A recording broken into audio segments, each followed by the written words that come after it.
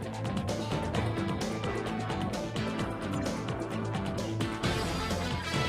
estamos de vuelta en edición nocturna, como les había informado en el segmento anterior de presentación del tema de esta noche. Hoy cuento con la muy grata presencia de tres jóvenes abogados dominicanos que son a la vez dirigentes importantes de la juventud de los tres principales partidos políticos del país. Se trata de la licenciada, las damas primero, ¿no? Eduarda Andújar, quien es dirigente de la Fuerza del Pueblo, el licenciado Luis Cruz, quien es un dirigente del Partido Revolucionario Moderno, y el licenciado Nelfis Stapleton Tillier, del Partido de la Liberación Dominicana, PLD. Y vamos a hablar de los privilegios de la clase política dominicana. Esperamos que en el transcurso del programa se incorpore al mismo el licenciado Alberto Grullón, quien es un conocido periodista, director de los noticieros de Teleantillas, Canal 2. Buenas noches, gracias por aceptar nuestra invitación. Realmente obstaculizan o son signo de atraso político los privilegios de que gozan muchísimos funcionarios y dirigentes políticos cuando ocupan posiciones importantes en el tren administrativo o en cualquier otro poder del Estado. Licenciada.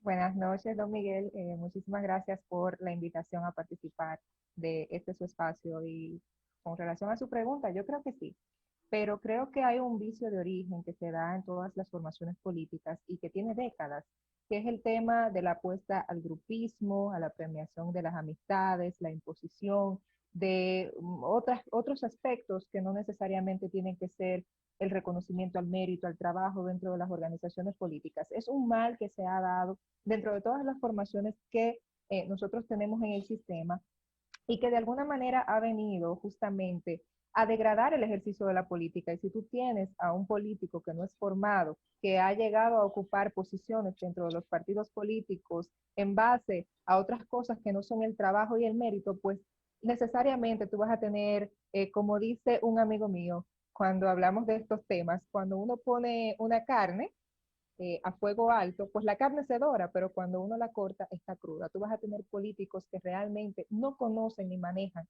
lo que es la cosa pública y por ende van a tener desempeños muy bajos al frente de la administración del Estado. Es decir, que un buen político se cuece a fuego lento. A fuego lento y con la, digamos, peculiaridad de que queme cada una de sus etapas dentro de su formación política, porque a veces queremos saltar y eso, ahí es que está el gran problema cuando se llega después al tren gubernamental.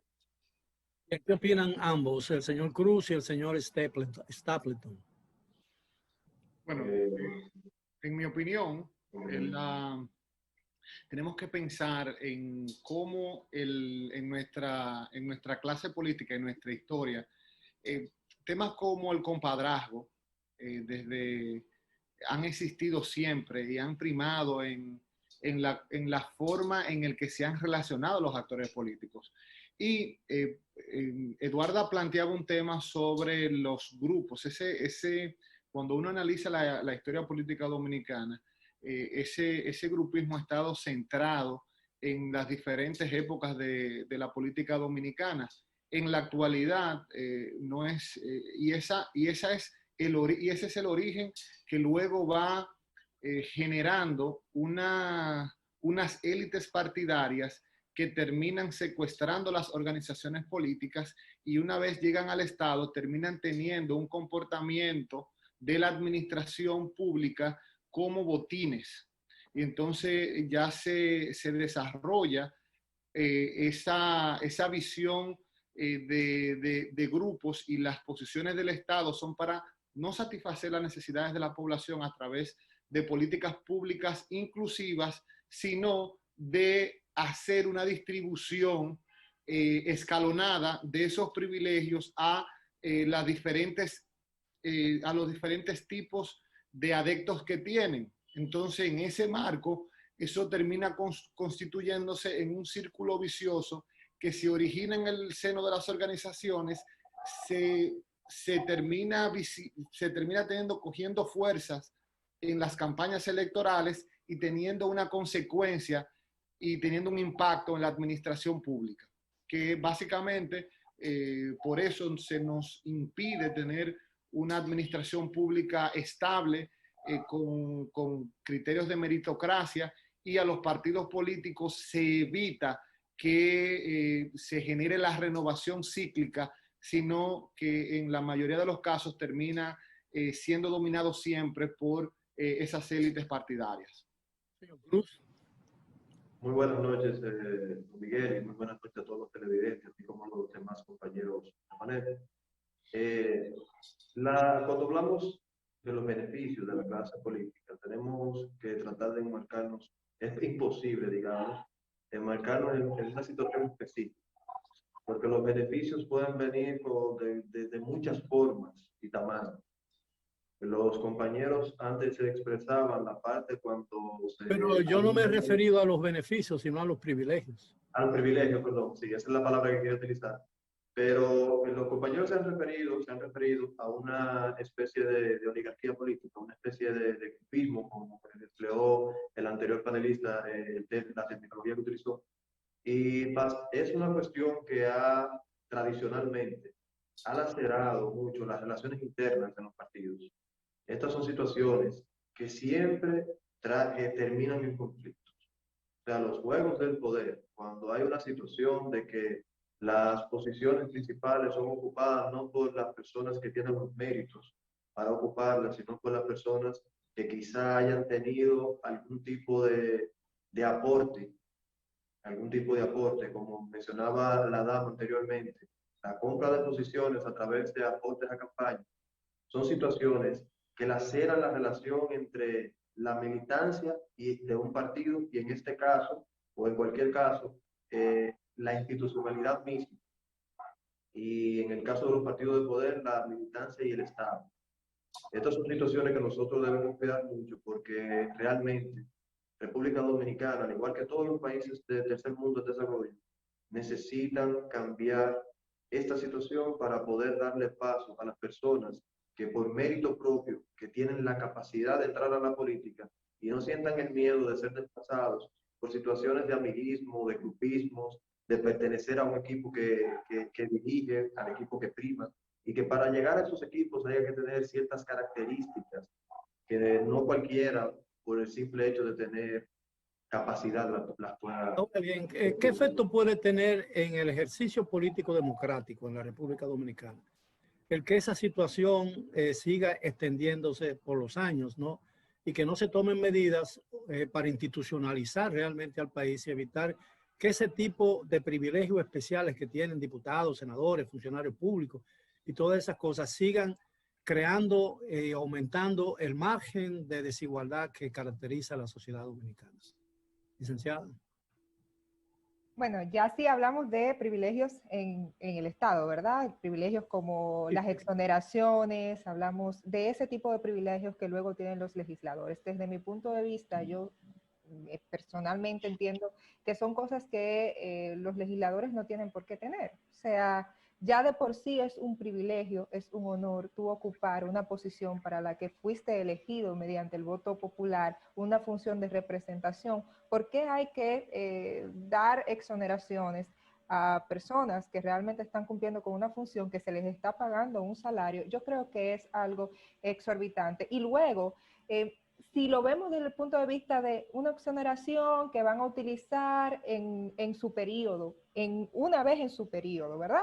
Con vehículos, o dos veces, porque pudiese ser entendible, pero exoneraciones que a veces no se utilizan, exoneraciones que a veces se venden. Entonces, es un tema que realmente afecta la institucionalidad del país, afecta en materia económica al país, porque son fondos que está dejando de percibir el Estado, que lo puede luego aplicar en políticas públicas que devengan en mejorar la vida o las condiciones de vida de la gente. Y yo creo que ahí es que está el gran problema. Esto lo vamos a hacer con seriedad, con ciertos parámetros, con ciertos márgenes, o mejor no lo hacemos, porque entonces estamos deteriorando a nuestra propia población.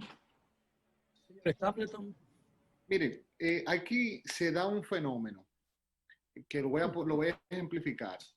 La mayoría de los aspirantes a diputados y a senadores en el marco de sus campañas electorales son críticos de las exoneraciones y de los privilegios que tienen estos representantes. Una vez ya llegan a ocupar las posiciones, se encuentran poco. terminan terminan justificando, a veces de manera irrisoria, los mismos que en su posición de aspirantes criticaban. En el caso de las exoneraciones, no solamente tienen un perjuicio económico, porque lo que comenzó como una buena práctica termina siendo una perversión. Yo creo que es correcto que un legislador pueda tener un vehículo con algunas características bien definidas.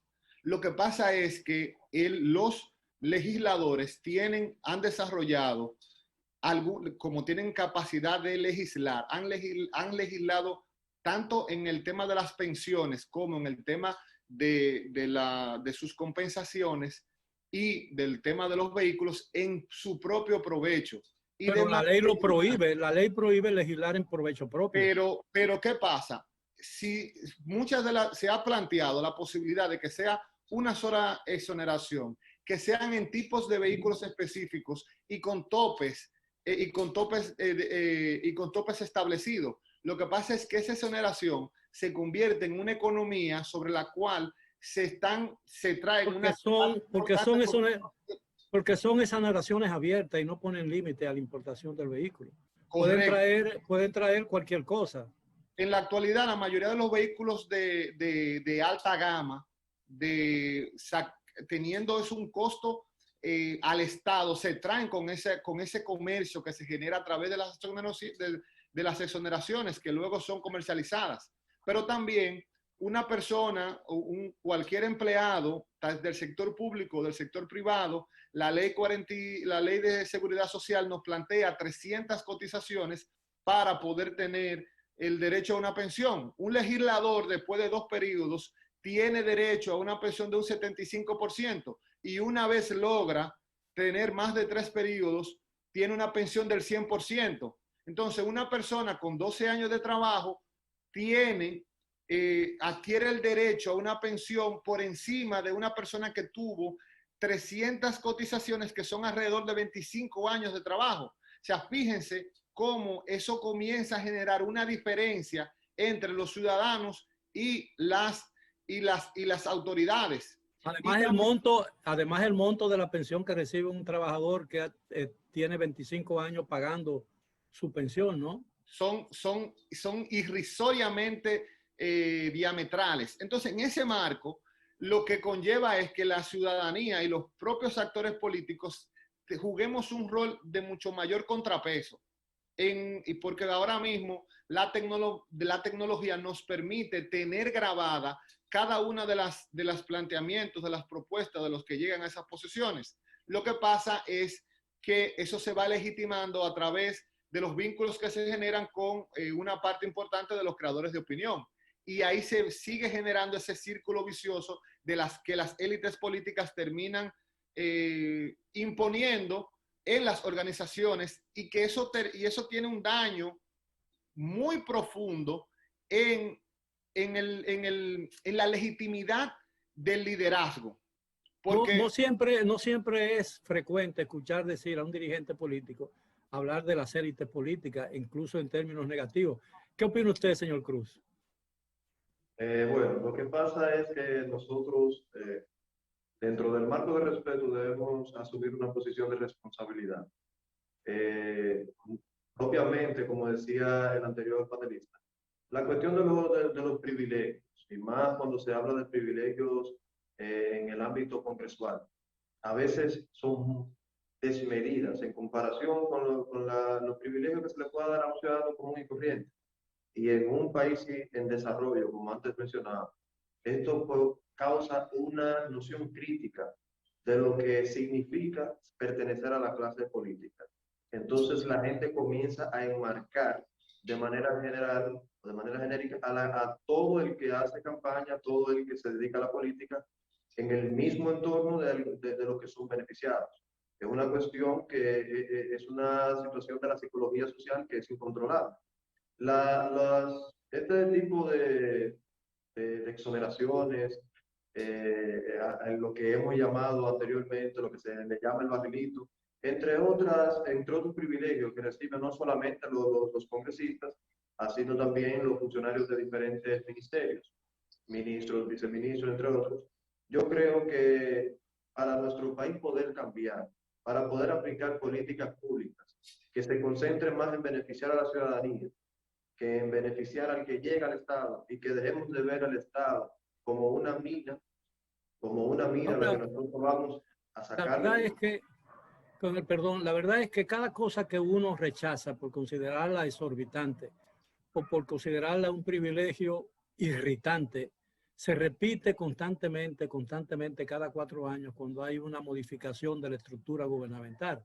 Es decir, lo que hacía un partido lo hace el otro cuando asume el poder. ¿Qué se puede hacer realmente? ¿Qué papel le corresponde a la dirigencia joven de los partidos políticos? Tratar de cambiar esa estructura corrupta que hay en la sociedad y en la política nacional.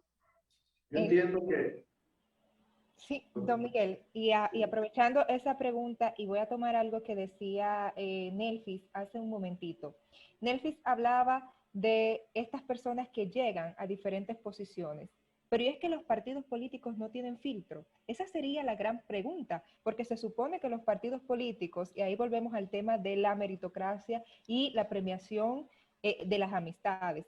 Hay personas que llegan a militar al Estado, que llegan a militar al gobierno, que llegan a engullirse las riquezas del Estado, y es porque no tienen ni formación política, ni militancia partidaria, ni mucho menos en algunas ocasiones que me ha tocado de manera personal personas que hoy ocupan alta dirección en organismos políticos que no conocen siquiera cuál es su comité de base. Entonces, a ese nivel están los partidos políticos en la República Dominicana. Y ahí es donde se tiene que trabajar. Y vuelvo y lo repito porque eso es fundamental. En la medida en que nosotros tengamos partidos políticos que se autocritiquen, que hagan ejercicios profilácticos y que de lo mejor que tienen sus formaciones políticas los asuman para que estas personas sean los que los representen en las diferentes posiciones en el Estado, en esa misma medida nosotros vamos a estar un Estado, vamos a decir, institucional, y un Estado con personas en las posiciones que tienen una visión sinérgica de la sociedad y a lo que nosotros como ciudadanos deberíamos caminar, o hacia donde nosotros como ciudadanos deberíamos caminar.